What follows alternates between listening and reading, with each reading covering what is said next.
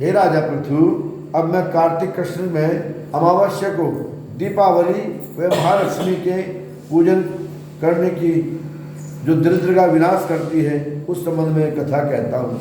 ध्यानपूर्वक सुनिएगा। थूरसैन देश में सत्य नामक शर्मा एक अति दरिद्री एक गरीब ब्राह्मण रहा करता था। माता बहनों, उसके मन में एकमात्र यही कामना थी कि यदि मेरे पास धन होता तो मैं यज्ञ करता। ध्यान दीजिएगा, यदि मेरे पास धन होता यज्ञ करता, दान करता, ये मन में संकल्प था। तब दरिद्रता निवारण का उपाय पूछने पर एक ब्राह्मण ने उसने बताया कि तुम शिव जी की आराधना करो। उसने भगवान शिव जी का 1 साल तक तपस्या की। तब एक दिन शिव जी ब्राह्मण का रूप रखकर उसके पास आकर बोले, हे विप्र, धन की प्राप्ति के लिए तुम एक काम करो, राजा के पास जाओ और उससे वरदान मांगो। कार्तिक की मावस को हमारे सिवा कोई भी अपने घर में दीवा न जलाए। बोलो कृष्ण भगवान महाराज की। भगवान शंकर ने उसे बताया कि तो ऐसा कर। ब्राह्मण ने ऐसा ही किया। राजा ने उसकी बात स्वीकार करके कार्तिक कृष्ण पक्ष की 14 को ढिंढोरा पिटवा दिया कि भाई अपने घर में कोई भी मांस को दिया न जलाए। राजा की आज्ञा मानकर अमावस की रात्रि को लक्ष्मी जी नगर में आई तो देखा समस्त नगर अंधेरे में है, मगर एक ब्राह्मण घर सजा हुआ है और दीप मालिका से जगरमगर हो रहा है। लक्ष्मी जी प्रसन्न होकर जब उस घर में प्रवेश करने लगी तो ब्राह्मण ने मार्ग रोक दिया। ये क्या दीपावली की रात है, जहाँ पर दिए जल रहे होंगे, लड़ियाँ नहीं दिए। लड़ियाँ तो कृत्रिम है। जहाँ दिए जल रहे होंगे माता लक्ष्मी जी वहाँ प्रवेश करेंगी, हैं?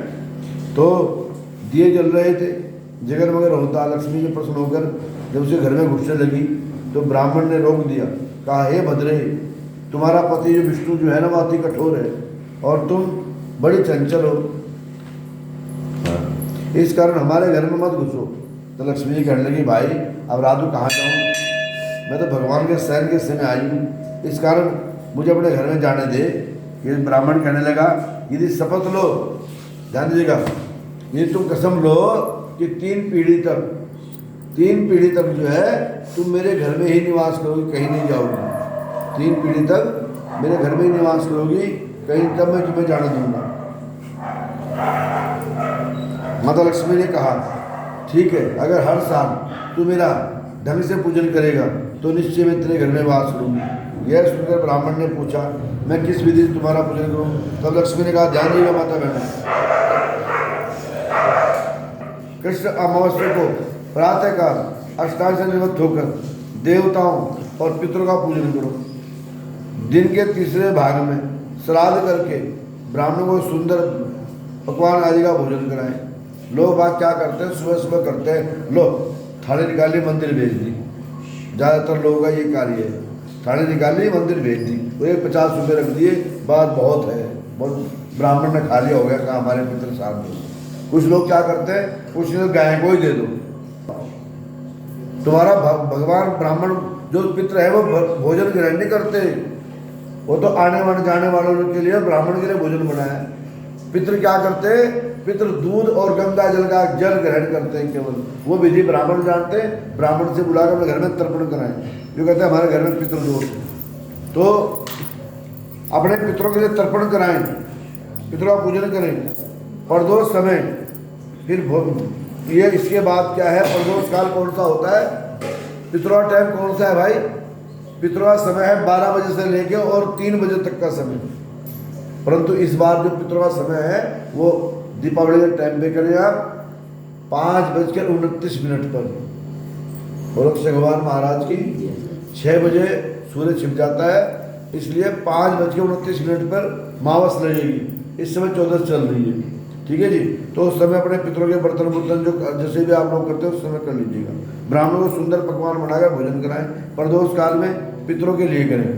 ब्राह्मण घर में जाके दिवा जलाएं, देव मंदिर में जाकर दिवा जलाएं, चौरस्ते में दिवा जलाएं, धर्मशाला में दिवा जलाएं, गौशाला में दिवा जलाएं, हैं, किसी राजा के घर में जाकर दिवा जलाएं, कचहरी में जाकर दिवा जलाएं और शमशान में दिवा जलाएं, गौशाला में दीप जलाएं। इन दिन बालक वृद्धि रोगी को छोड़कर अन्य कोई भोजन न करें। सायंकाल ब्राह्मण को बुलाएं प्रदोष काल में, जिसमें लक्ष्मी का पूजन होता है, और स्वस्ति वाचन का पाठ करें, गणेश जी का पूजन करें। तत्पश्चात लक्ष्मी जी का पूजन करें। कमल के आसन पर लक्ष्मी जी को कमल के फूलों की माला धारण करें, कमल जैसे नेत्रों वाली, गंभीर नाभि है, इस प्रकार से घोड़ों से अष्टांग करने वाली, हाथ में कमल पुष्प लिए ऐसी मेरी लक्ष्मी घर में निवास करे, ऐसा संकल्प करें। प्रदोष काल में श्री महालक्ष्मी का 1650 विधि से पूजन करें। 16 प्रकार से भगवान की पूजा होनी चाहिए। अब बहुत से लोग कह रहे हैं पंडित जी आएंगे, बिना वादा दक्षिणा देनी पड़ेगी। तुम उस कार्य से चूक गए भाई 1 साल के लिए। बोलो भगवान महाराज कीजिए। अगर ये पूजा अपना पे होती तो ब्राह्मण पूजा क्यों करते? ब्राह्मण के यहाँ भी अगर पूजा होती तो ब्राह्मण आता है। इसलिए जो आपकी मूर्ति है घर की, उसमें लक्ष्मी जी नहीं है, लक्ष्मी जी को बुलाना पड़ता है। तो सबसे पहले माता लक्ष्मी को आसन दें, फिर माता के चरण धुलाएं, फिर माता का रोड़ी डाल के अर्घ्य दें, फिर आचमन कराएं, स्नान कराएं, वस्त्र पहनाएं, धूप दें, दीप दें, नैवेद्य दें, जल दें, पान सुपारी पान का पत्ता दें, और ऐसे कर नमस्कार करें, दीप जलाएं। पूजन के बाद निवास स्थान पर रात्रि भर एक चौमुखा दीपक दीवा जलाएं, बाबा भैरवनाथ की प्रसन्नता के लिए हैं। घर में गृह लक्ष्मी सौभाग्य वृद्धि का प्रतीक होता है। इस रात्रि को मंत्र जप आदि करने का पुण्यप्रद विधान है। इस प्रकार कुबेर लक्ष्मी जी का पूजन करके ब्राह्मणों को भोजन कराए। तत्पश्चात बंधु बांधव सहित स्वयं भोजन करें।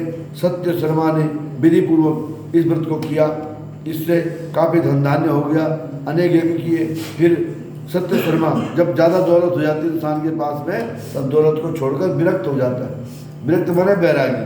तब उस ब्राह्मण ने अपनी सारी दौलत जो है दान करके विरक्त होकर मथुरा चला गया। वहीं समाधि में रहकर विष्णु भगवान की पूजा करने लगा, उन्हीं को प्राप्त हुआ। स्वयं भगवान के वचनानुसार जो भगवान जी क्या कहते हैं कि जो मनुष्य कार्तिक धनतेरस से अमावस दीपावली तक अपने घर में दीप दान करेगा हैं, उसके वहाँ मेरी प्रिया की कृपा बनी रहेगी। ये भगवान विष्णु जी खुद कह रहे हैं कि जो धनतेरस से लेके और दीपावली तक लक्ष्मी जी के लिए दीवादान करेगा, वहाँ पर लक्ष्मी जी की कृपा सदैव बनी रहेगी। बोलो भगवान कृष्ण महाराज की।